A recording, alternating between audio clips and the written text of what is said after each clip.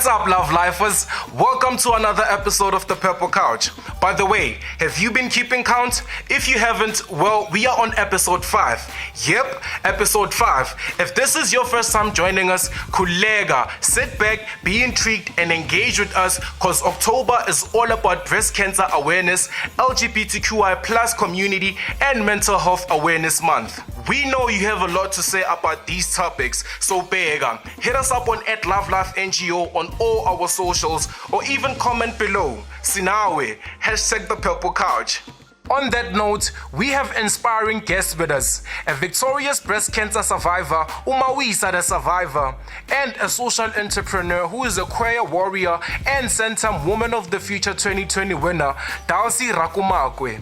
Sisazoba busy as Tebogo Nkuna, who is a full-time gym instructor, will be here today. You better get ready with your gear, cause I will. As you know, we have to thank the National Department of Health together with the Department of Sport, Arts and Culture for always being behind Love Life and the work that we do. The Purple Couch wouldn't be here if it was not for them. Did you know that breast cancer is the most common type of cancer amongst South African women? With 1 in 31 women diagnosed in her lifetime, listed Engegasona covers for all race groups. This is according to Mary Stopes. Gents, by the way, you are not in the clear from breast cancer, so let's all level up on this knowledge. Check this out.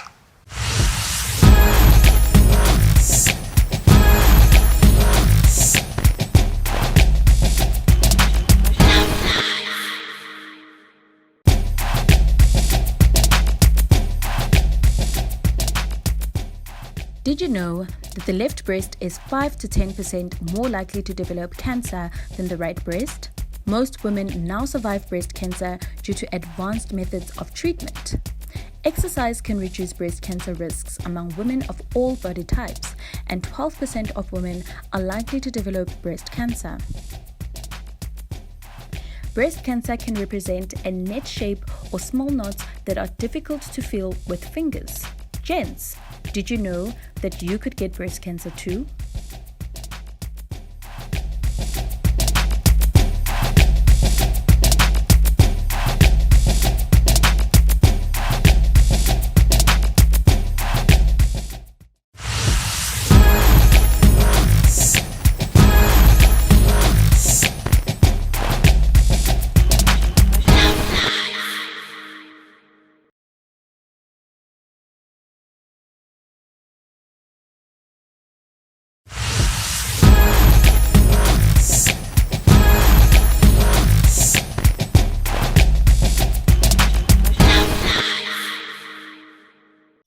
It's that time of the show where I have the honor to chat with an inspiring guest who is a breast cancer survivor, Mawisa The Survivor.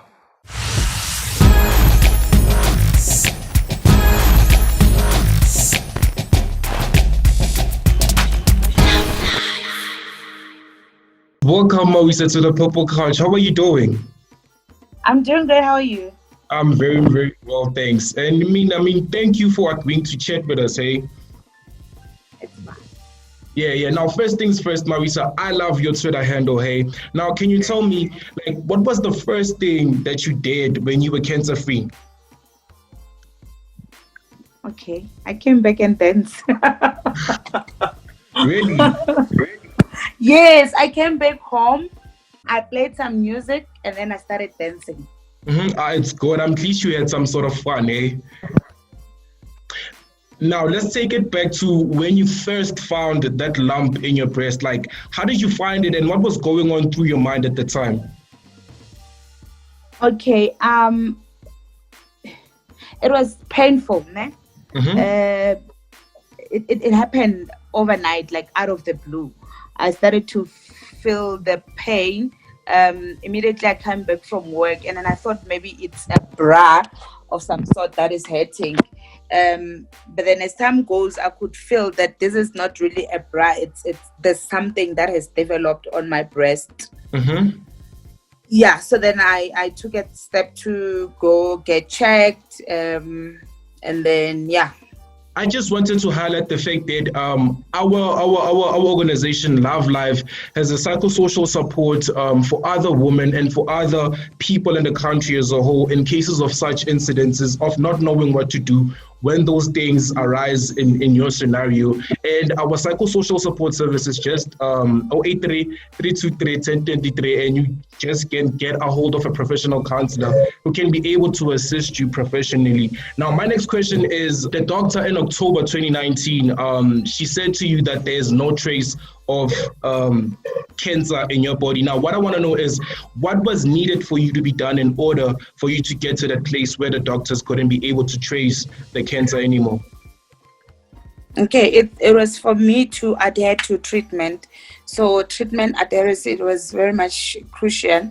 Where I received my chemotherapy for 6 months, and also doing, the breast reconstruction, breast surgeries and everything, like just to follow the protocols or to follow the procedures that has been told to do. So I would say whatever that the doctors were telling me, I would do them. I would do everything. So it was adherence throughout, and not declining treatment, not saying, I don't want to be operated and stuff like that. So that the steps that I took, it helped me not to have cancer again, and also not to alcohol when I was busy receiving treatment, and so it literally helped to follow the steps. Yeah, you were such an inspiration. Hey, now can you tell us a bit more? How important is it for someone who's going through what you went through to have the support of family and friends? Personally, I would say I wouldn't be where I am today if it was not of my family support and family motivation. So everyone who's going through cancer, or everyone that is going through treatment, they need that family support, because Barry, it starts in the family. So family support is more important. It means a lot. If there's no family support, you won't be able to bear it, because emotionally it's draining, and it needs you to be with someone that really cares and show love to you. Now, I hear that your biography is out. Can you share a bit more on this great news? Okay. There are great news is, as I survived breast cancer, of which I did last year. So it's okay. It gave me, the courage to say I want to come out, and to motivate someone else than to keep it to myself, because when I look at it, there's still a lot of gap when it comes to cancer and us as African people and talking about it. So I was saying I'm coming out in order to reach some other people, to show them that it is possible. So the steps that I'm taking now, I started an initiative, or rather, let me say, I'm starting an NPO initiative, of which for now I'm starting by selling my t-shirts, which has got my brand, and the brand is MTS, which stands for Mawisa The Survivor. So this is to raise funds in order to initiate the NPO that is going to be out there helping people, especially in my village or around the surrounding areas, because there's still lack of information when it comes to breast cancer. So I would say I survived to save lives. I thank you, and I'm very, very proud of the fact that you created an NPO that's going to assist people who have survived cancer. Now, before we wrap it up, to people who want to engage with Mawisa The Survivor more in the social media streets, where can they find you? What is your handles? They can find me all over on Twitter. It's at We See The Survivor. Also on Instagram at We See The Survivor. And then Facebook is Mawisa The Survivor. I've got a Facebook page. So they can reach me out there. I respond to inboxes. Then they can just DM me, inbox me. I'm always open and available to talk to anyone. Now, my last question to you would be, what would your words of advice be to people who've just survived cancer and to those that just got diagnosed with cancer?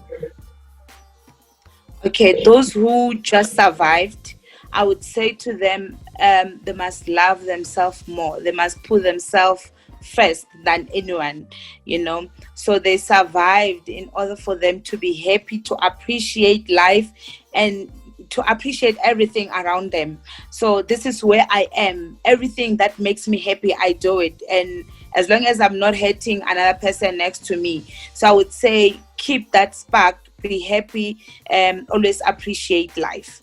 And to the fighters, I would say to them, they must keep up the positive spirit. They must do away with the mentality of thinking that they will die. So the thought itself has got a drive on how you are going to become. So what you are thinking about is going to make you who you are. So to the fighters out there, they must keep up the spirit, be positive, and adhere to treatment. And when the doctors are saying you don't have to do this, they don't have to until they are fine. I thank you, and I thank you for gracing us with your presence on the Purple Couch. Thank you, and good luck with the future, my sister. Thank you so much. Take care.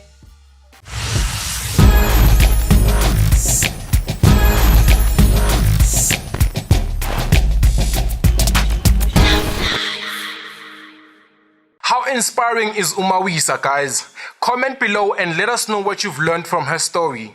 Speaking of hearing from y'all, we asked a question on social media. Can you do a breast self-examination? Remember, keep sending those videos through, fam. It's hashtag the Purple Couch on Twitter.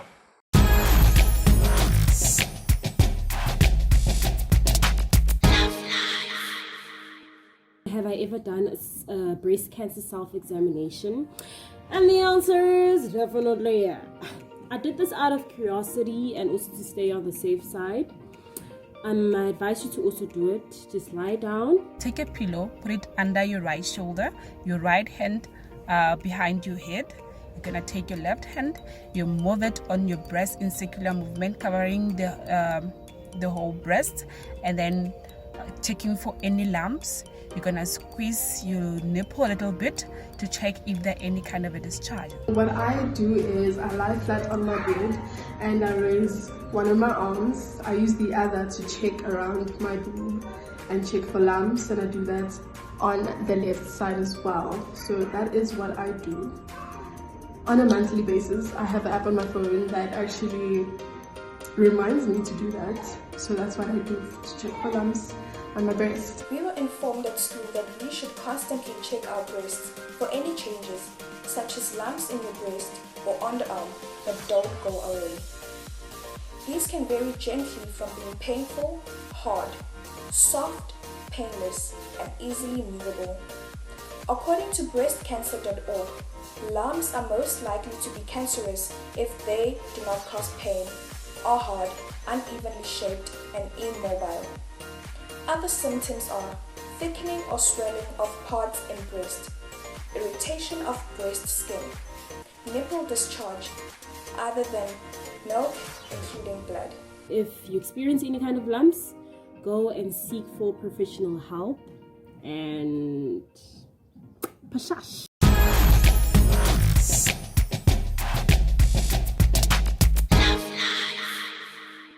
We hope you are leveling up on the knowledge, eh? Talk about love life powering the future. Kota, we are not yet done yet.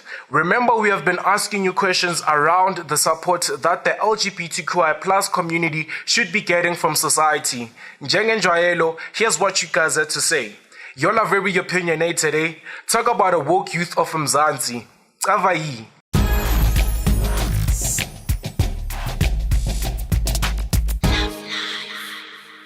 I don't think the LGBTQI community does receive support from communities because they end up having to go outside of their communities and create spaces in which they'll feel safe to be themselves. So I strongly don't believe in community, they do get support from our community as well.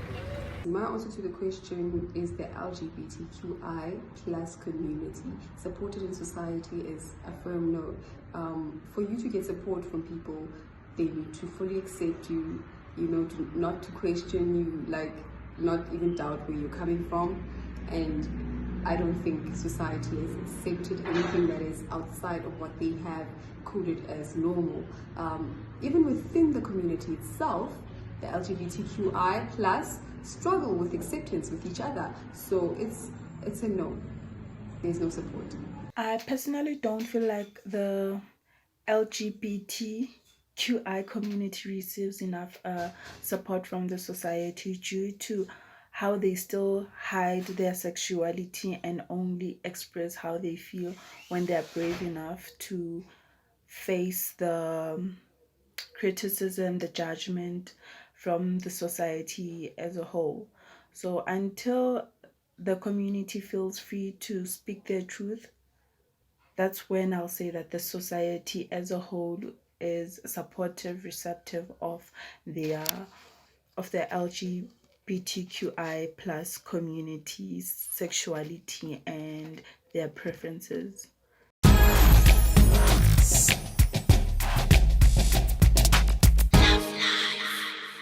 Here at Love Live, we believe that young people should be given the platform not only to express themselves, but also to get in touch with the person that's there to listen and assist them with their every need. This is why our call volumes show that young people reached out to us about relationships, psychological issues, and about sexually transmitted issues. If you've never sent us a Please Call Me, now is a good time, don't you think? 083-323-1023. Powering the future.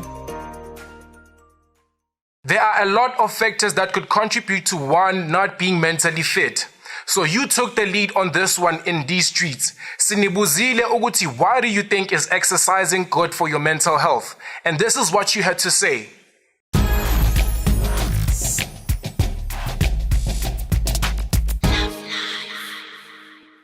Why do I think exercise is important for mental health? It's important because it improves your mood. It relieves stress. Trust me, with stress, it just relieves it in some miracle way. It helps reduce anxiety and depression as well. So it's important to stay active for the mind's sake as well. It helps on preventing mental health disorder. Then decreases stress. You have positive energy. You have a better self-esteem. You think outside the box, you come up with ideas, you are mentally fit. Like, it helps you to think faster and answer questions faster and do things faster. Thank you.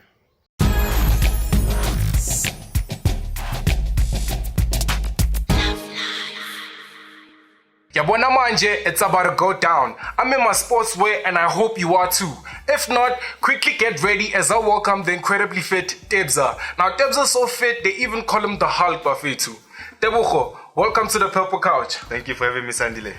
And I am so excited that this day has finally come because I've been waiting to work out now. Yeah, I'm looking forward to giving you a few exercises. Yeah. Now, how important is exercise for mental health or for just getting healthy generally? It's important because now if you start working out, you eliminate the room for viruses or diseases to infiltrate your body.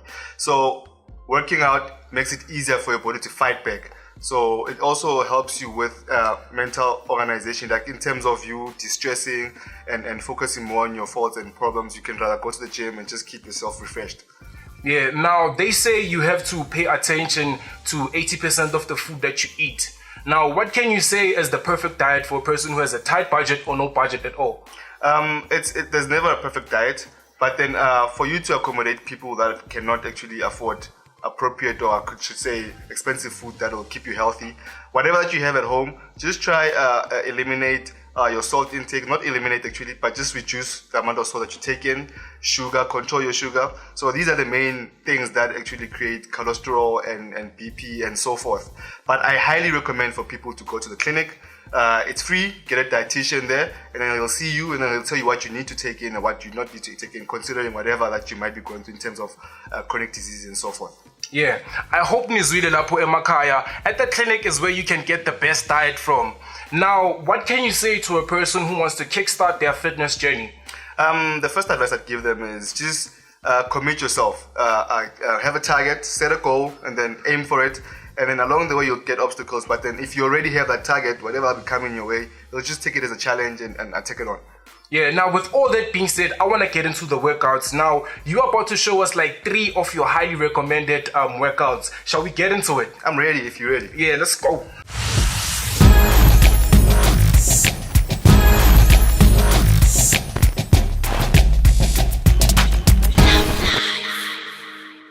Alright guys, I'm gonna take this guy through 3 exercises. We're just gonna split them into 3 individual exercises. So what we're gonna do first is we're gonna do a demo of how the exercise works, and then I'll do the next 3 with him. So we're gonna do this 3 times. We're gonna go with the first one, which is called burpees. So you just simply put your head, spread your legs, bend them over, and stand upright. So we're gonna do 3 sets of that. Are you ready? Okay, I'm ready. Let's go. On my count, 1, 2, 3. Take it low. 1 next, bend them up. That's a 1. Stretch, back, 2. Stretch, back, and 3. Right? The second exercise that I'm going to introduce is called squats. Pretty much simple. You just open your legs, right? Then you take it as low as you can, full radius, and then you come back. So we're going to do the same thing 3 times. Then. Okay. On my count, we go 1, 2, 3. Dip. That's a 1. Dip. That's a 2. Dip. That's a 3. Guys, you need to take note. The first one, the second one, and the third one are going to be joined into one exercise. Right? So we're going to the third one, which is called a push-up. Oh, okay. So you just simply stretch legs. Okay. Dip it down. Hold it a bit. That's a 1. Okay. Hold it a bit. 2. Hold it a bit. That's 3. Alright? Okay. So now you're going to take it from the top. I'm going to show you how it's going to go. Combine all the 3. Okay.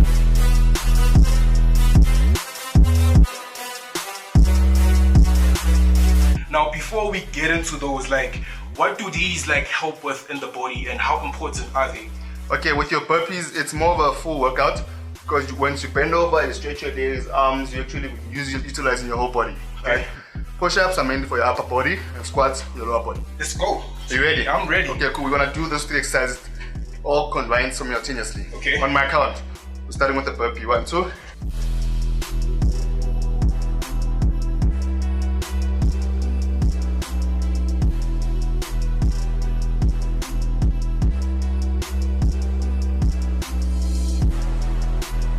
So if you do about 10 of these in about 10 minutes with about 10 reps in each minute, you'll manage to do about 100 of those. By the time you're done, you'll be just as nice as I am right now. I'm very interested in doing more of those. And I hope Nani da Emakaya Bafetu, you are taking along in this lovely workout.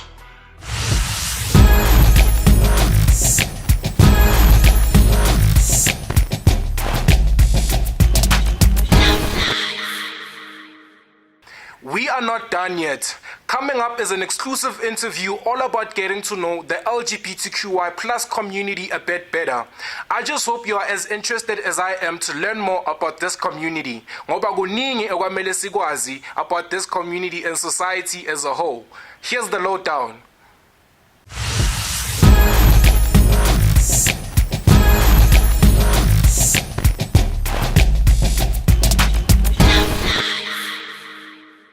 Thank you again for gracing us with your presence on the Purple Couch, Dulcy.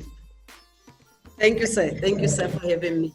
Yes, now, I've done my own smallanyana diggings about you, and I've realized that you are one educated person. Is there any other thing you wouldn't study and pursue? Like I said, I don't think the studying stops. You know, every time you realize or you need more information on this, and then you study it. You know. So that you can be in a better position to lead, you know, and just share information with people. Yes. Now, Dulcy, it's October and it's LGBTQI Community Awareness Month. Now, as a young person, I am so intrigued, and I want to know more about the LGBTQI plus community. Yes, sir. So what do you want to know about the community? It's a community of people where, like, LGBTI really just stands for lesbian, bisexual, gay, transgender, intersex, queer, so it's just like it's about sexuality, it's about gender as well, for some of the things where like let's say, for instance, the transgender people would be like one who is born with a certain sexual characteristics, and because of that you are expected to act in a certain way. Because you are born with a penis, you are expected to be a man and take the roles of men in society and things like that. So society tends to decide for people how they need to behave. So so a transgender would be a person who says what is assigned to me at birth is not necessarily who I am. So I will be transitioning to the person that I am. Bisexual would be like someone who has intimate or sexual or emotional connections to people of both genders. Lesbian being a woman who is attracted to other women, a gay man being a man who's attracted to other men. So I think this month is just about appreciating that we are all different, as people. We have different genders, we have different sexes, we have different sexualities, but we all love and respect one another as members of the community, and we are able to live together. Thank you, all Dulcy, informing me about that. Now, can we talk a bit more about like the stigmas that you guys face on a day-to-day basis? How do you guys deal with them, and how do you guys make sure those stigmas don't determine who you are more likely? Yeah, so I think first and foremost is realizing that everyone is just a person, and they deserve to be loved and respected. So when people usually talk of lesbians, gays, bisexuals, whatever, they reduce it to sex. They reduce our existence to how we get intimate. They forget that we are people, we are professional people, we are school children, we are in the church, we are in the homes, we run homes. We run companies, we work in companies, we contribute, to the economy. So one of the biggest stigmas for me that I find is people just reduce sexuality, to that, to just mean, these people are all about, this type of lifestyle, or they don't contribute anything, to the communities, which is not right, because for some people, yes, I'm gay, but I'm employed in your company. I deserve the same benefits as everyone else. I deserve to develop like everyone else. I'm contributing to the growth of the company. I'm contributing to the growth of the economy. So I think one of the, it's one of the things that people need to take into cognizance, that ultimately, as we are all people in this world and we all serve a purpose, and, and we are all here to contribute to humanity.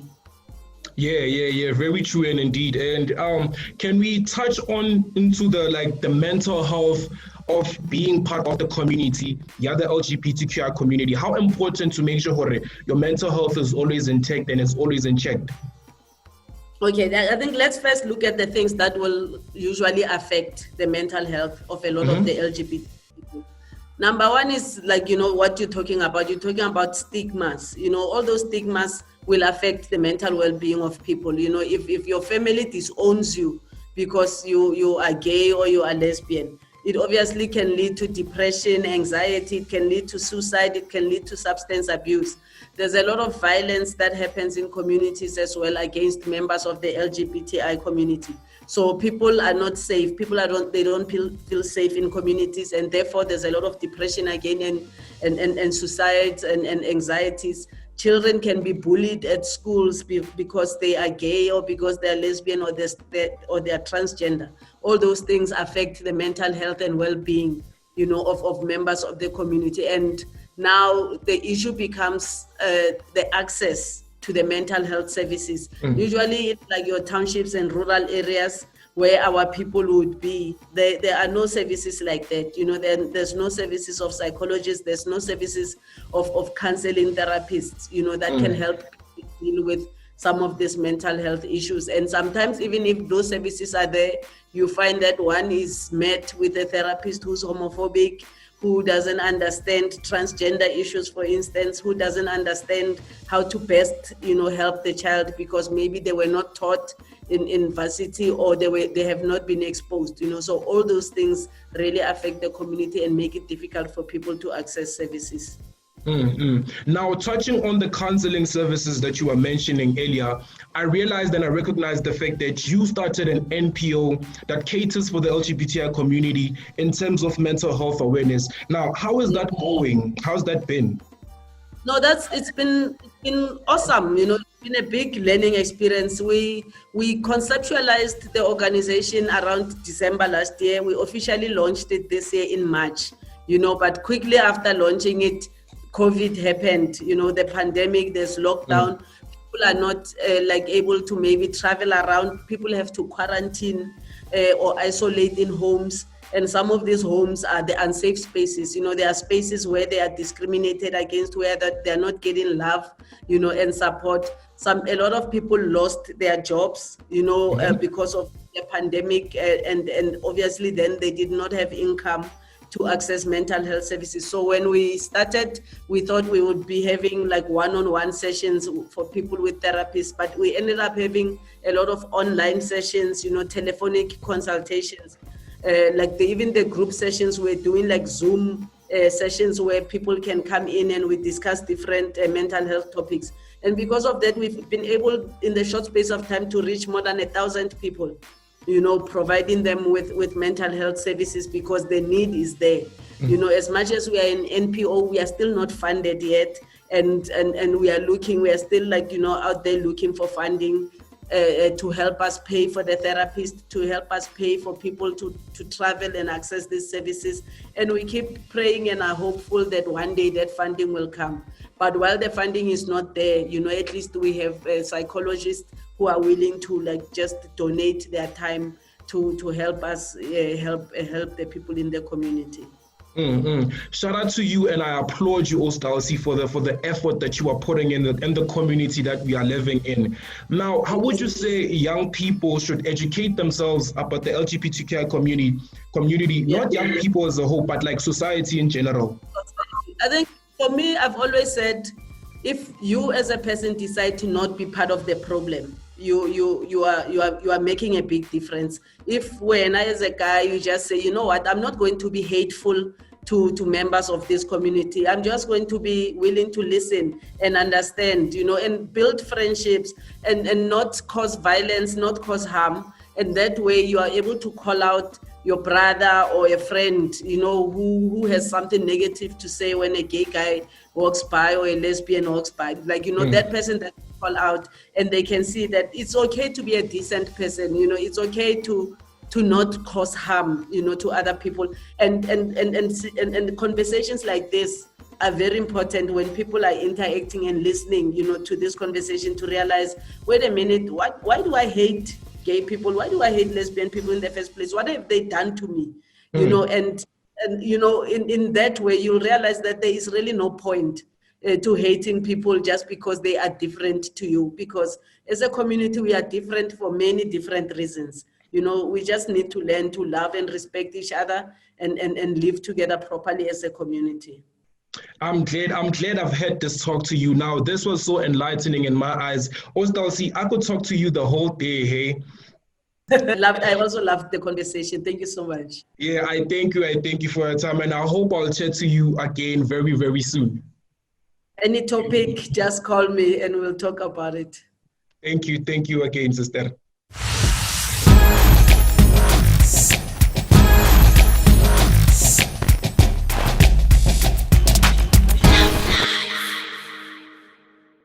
Episode 5 has come to an end, but let's continue the conversation. It's hashtag the Purple Couch on all our social media platforms.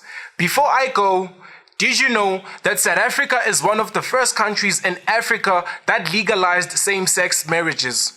Well, I support my brothers and sisters in everything they do, and I hope you also stand by them too. I would like to thank my lovely guests, Mawisa The Survivor, Dr. Dulcy Rakumakoe, Tebogo Nkuna, and of course you, who has always been rolling with us from day one. Begumnandi, I hope you had a blast too. Comment below with your favorite moments from the show. Remember, Love Life is always here for you.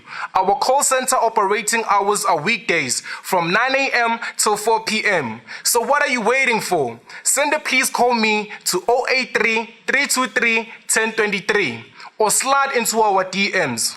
From me, Usandile Pahoi, till episode 6, dankie please.